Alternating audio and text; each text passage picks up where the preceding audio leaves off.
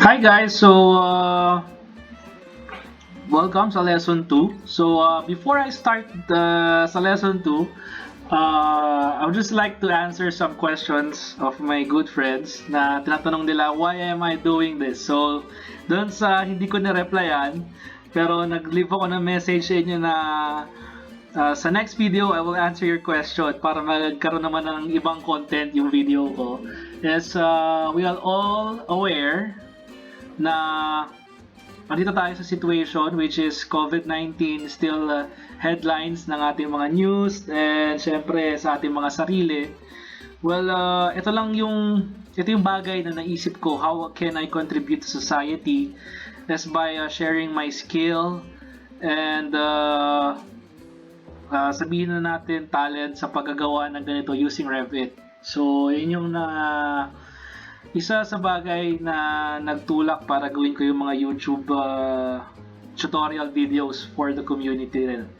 So next is sa mga nagtanong din, how did I get the free Autodesk? So I will pop up a link here sa ating Windows, inyong Windows screen.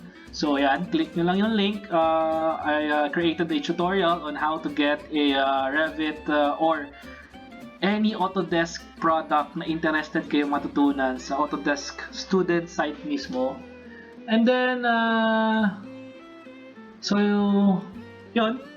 Sa mga nagtanong, ano ba yung ginawa sa lesson 1? So, I will also send a link, place a link on this screen kung paano kami nakapaggawa at nakapag-start ng ganitong bahay.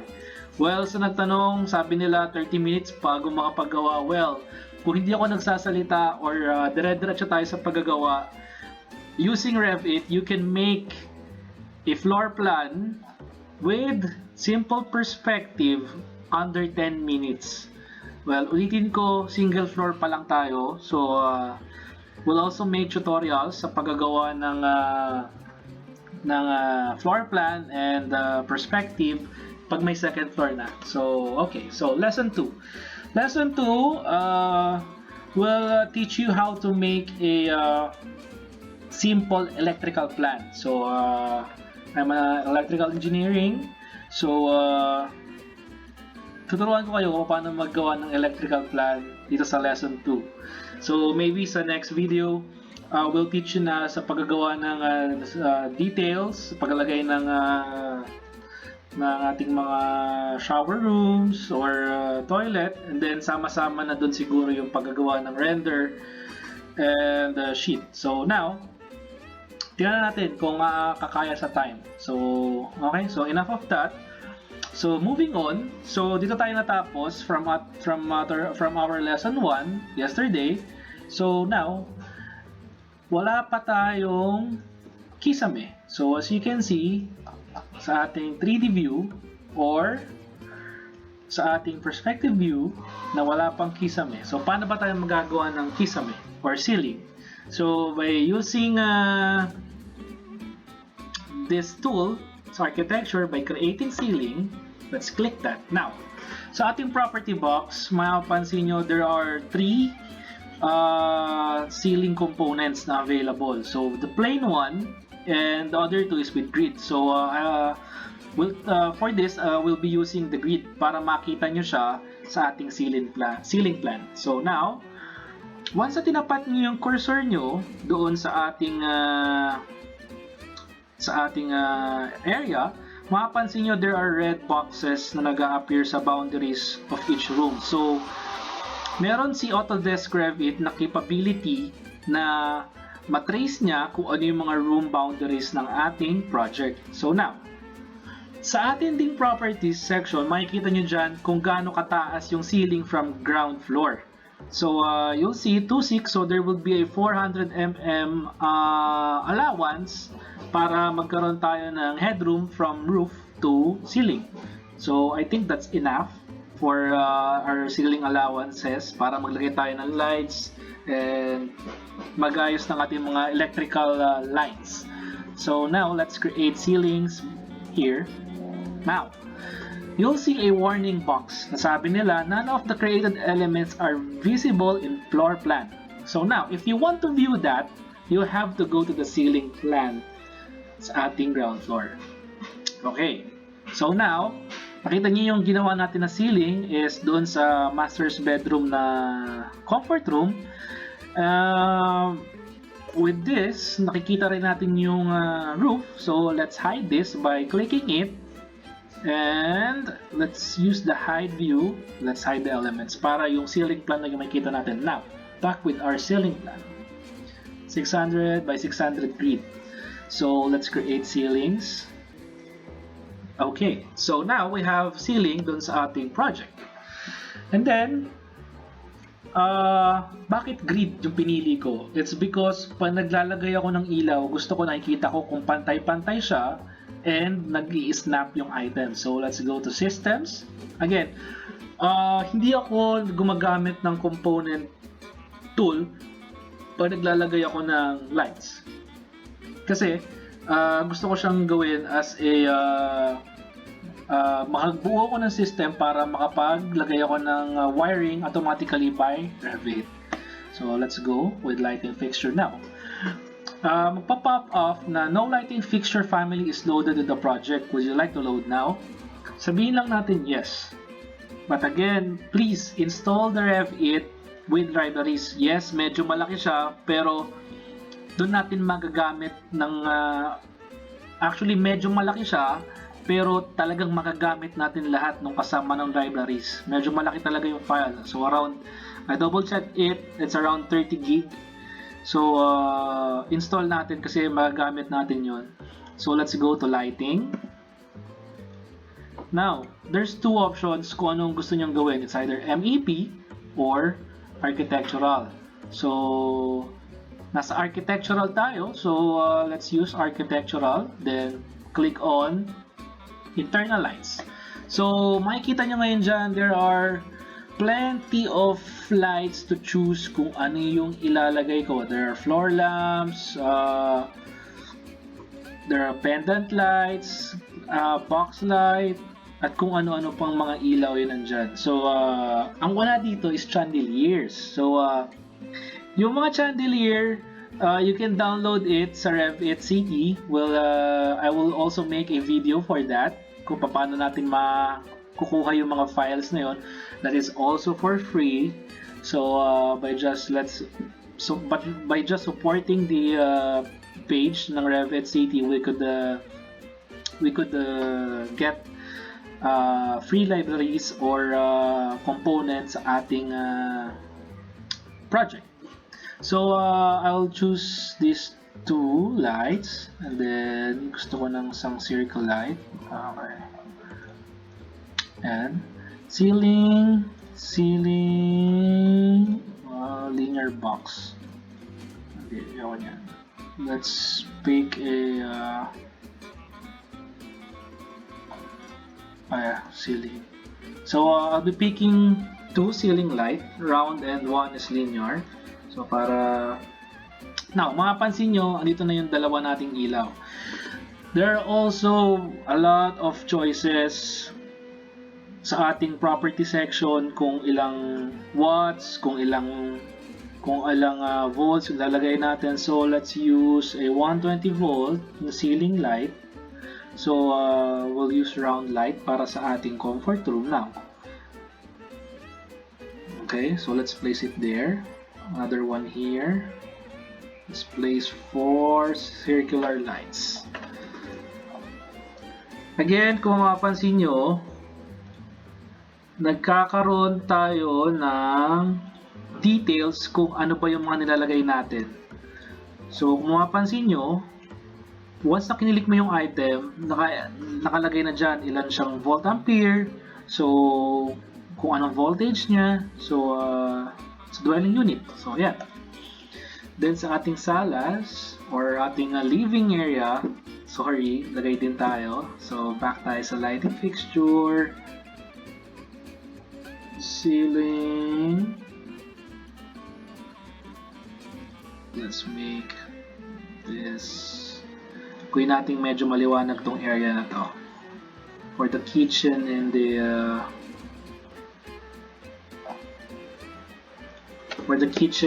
living area.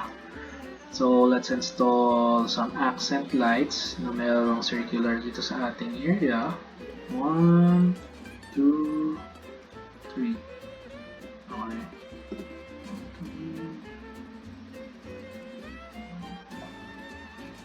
Let's move it a little. So, yeah. Meron na tayo ngayong lights sa ating area.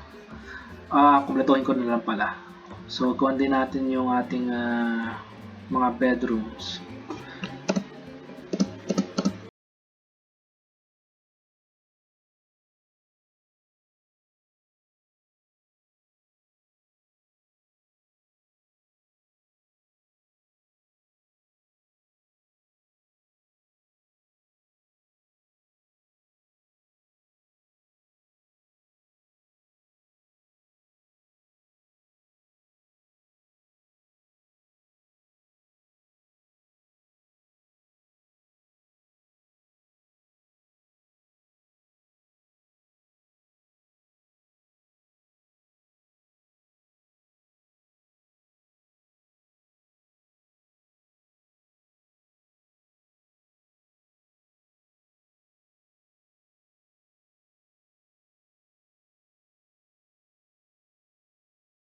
Ground floor. Okay. Now, sa ground floor, paano ba tayo maglalagay ng switches? Remind ko lang kayo, once na nasa ceiling plan kayo, hindi kayo makapaglagay ng switches, electrical switches. So, by clicking systems again, and then select device, and then select lighting, wala ulit tayong family, so maglo-load ulit tayo. So, just use this one up level, so para makakabalik kayo sa mismong home ng US Metric, and then select the lighting MEP, switches pala, we're looking for switches. Saan nga ba switches? Switches would be at the electrical, architectural, electrical power terminals. So we'll use a dimmer switch. There's a bunch of switches na makikita nyo dyan. Yung preview natin is like a 2D, pero once na in-upload nyo siya sa ating project, automatically naging 3D siya. So upload tayo ng double switch and a dimmer switch. Okay?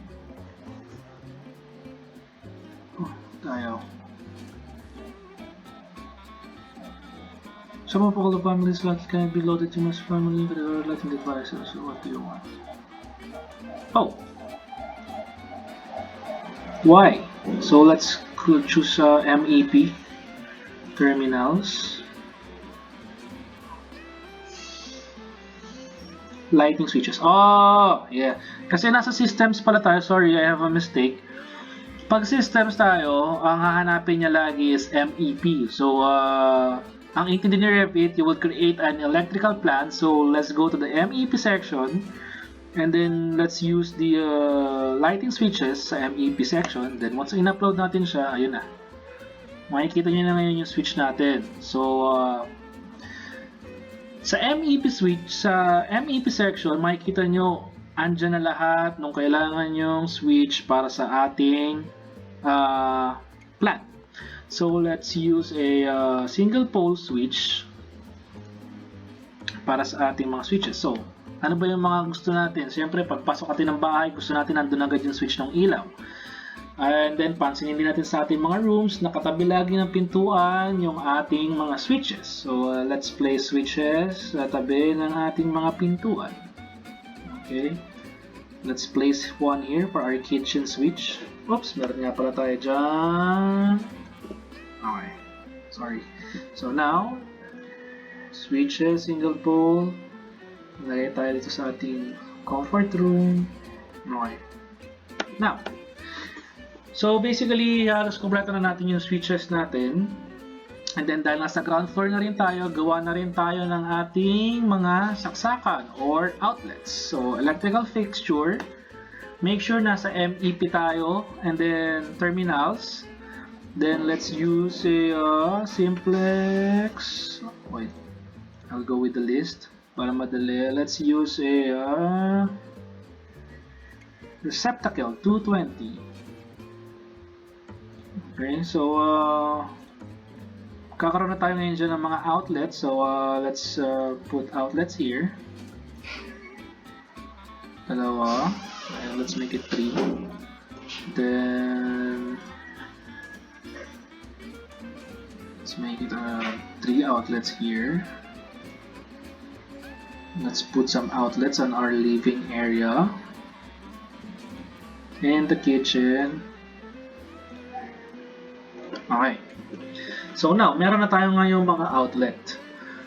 Now, di ba kadalasan gusto natin merong si mommy or si wifey magbo-blower sa ating comfort room. So, lagay din tayo ng switches sa ating comfort room. Now, ang gusto natin is nakataas kasi once na nabasa yung switches sa ating outlets pala, sa ating comfort room, is magiging hazard na siya. So, by going to our property section box, pwede nating baguhin yung sukat or height na pinaglagyan natin. So, let's make this 1,300 mm above flooring. So, siguro okay na yun. So, let's put it here. And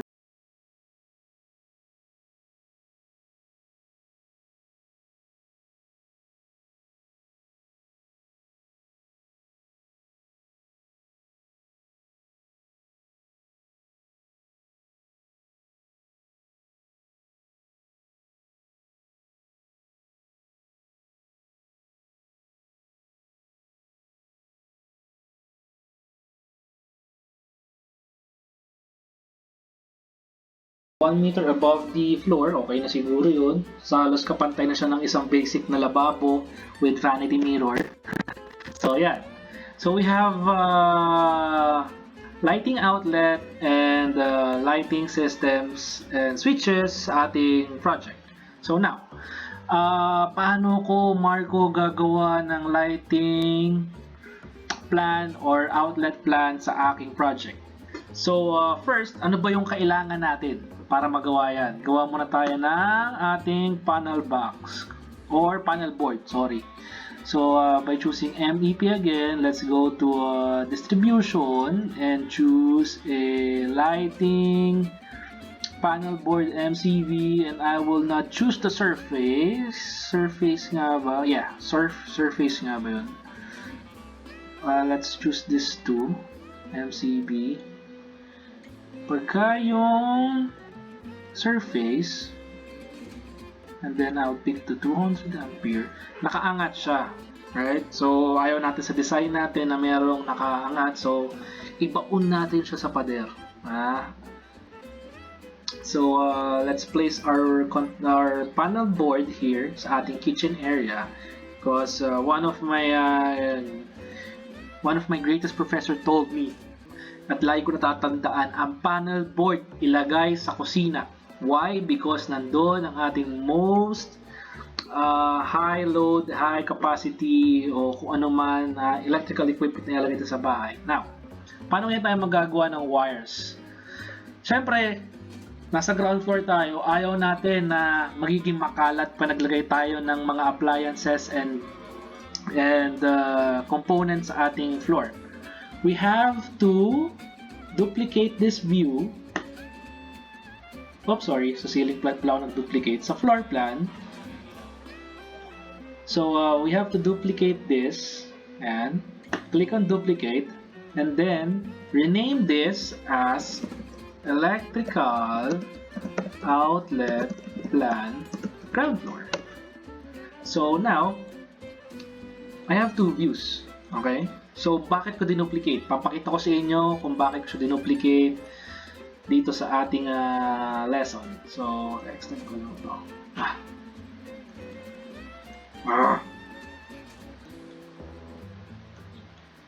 Ayan. So, now, maglalagay ako ng electrical wire by just clicking again the systems, then selecting wire. So, we'll choose arc wires. So, ilang saksakan ang ating pagsasamahin sa isang branch circuit? 8. 8 outlets are maximum are allowed sa ating isang branch circuit. So, yun ay nakabase sa ating PEC. So, maganda nang i-follow natin. So, now, we'll create electrical wire. So, by just clicking it, like connecting the dots, so we have 3 outlets, 4, 5, 6, 7, 8. Tapos, punta na tayo sa ating panel board. Now, Marco, ang kalat, gusto kong ayusin. So, pwede nyo rin siyang ayusin para mas makita nyo yung connectivity and connection ng inyong wires. Ayan. Pasok natin ito ng online. Oops, masyado malayo pala yung kanyang guide. O, diba? Okay. So now, we have completely created one single branch circuit which has 8 na outlet. So, gawin din natin to dito sa ating remaining outlet. So, by just using the shortcut sa ating keyboard para sa wire na EW, which stands for electrical wire, let's join this remaining 5 outlets. 1, 3, 4, 5. Connect ito to our panel board. Okay. So now, meron na tayong basic electrical plan sa ating ground floor. Now, ba't ko dinuplicate? Once na kinilik nyo si ground floor view, hindi nyo makikita yung kalat ng wires. Pero sa electrical plan, nakasave siya. Okay? So yun, kung paano na-duplicate. So make sure when creating electrical plan, naka-duplicate siya. So next, let's go to our lighting plan. Now, gusto kong magkaroon ng buhay yung aking lighting plan. So I will connect it to my switches. So now, before that, let's first power the switches by connecting it sa ating panel board. So paano? So again, by duplicating this, let's wire it. Lagay natin switch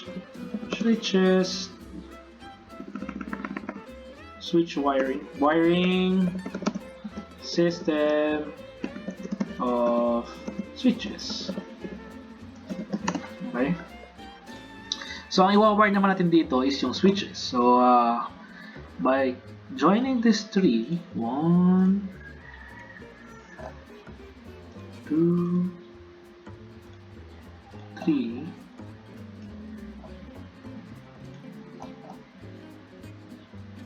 okay.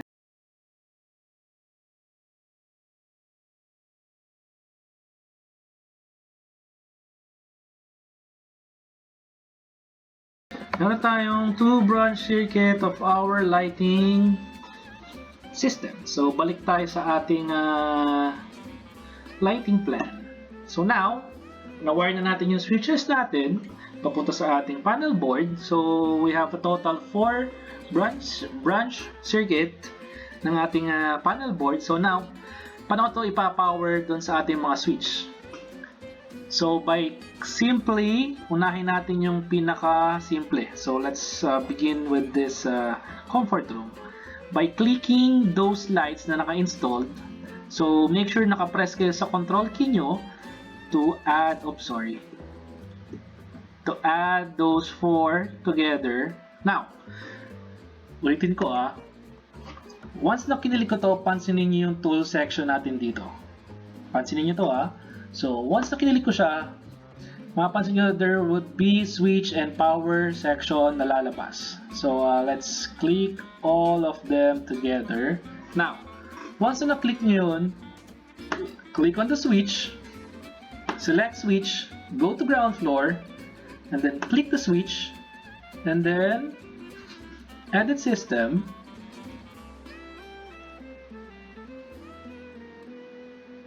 So add to system, naka-add na siya sa system, finish editing, go to this,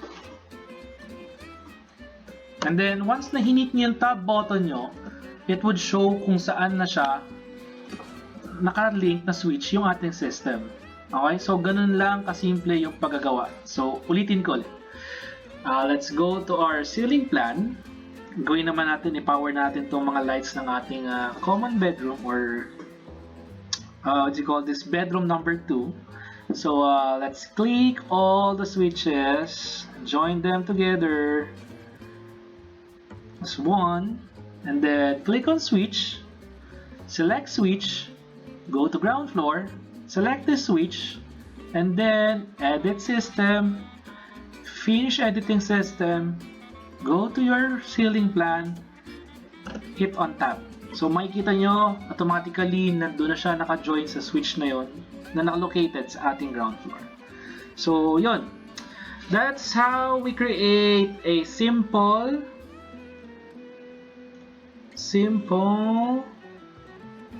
lighting plan, electrical plan, wiring ng switches, and paggagawa ng ating electrical or lighting connection sa ating Revit.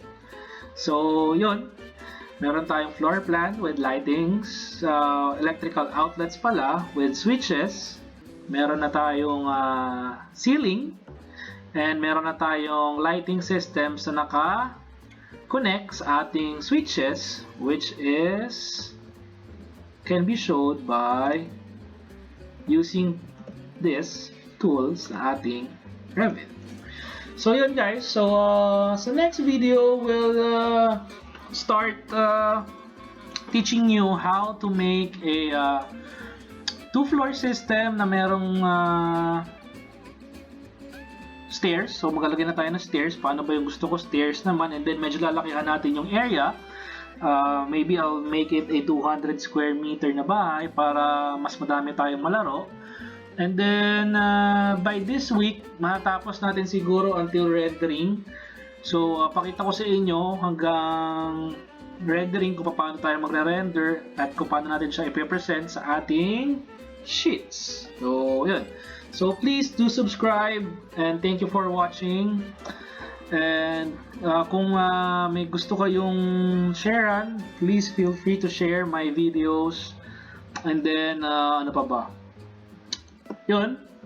Kung meron kayong tanong, please feel free to comment sa section box, sa comment section, or you can PM me at my Facebook page, would be included in the link description below, or sa aking Twitter account would also be placing the link sa description box below. So thank you and keep safe. Bye.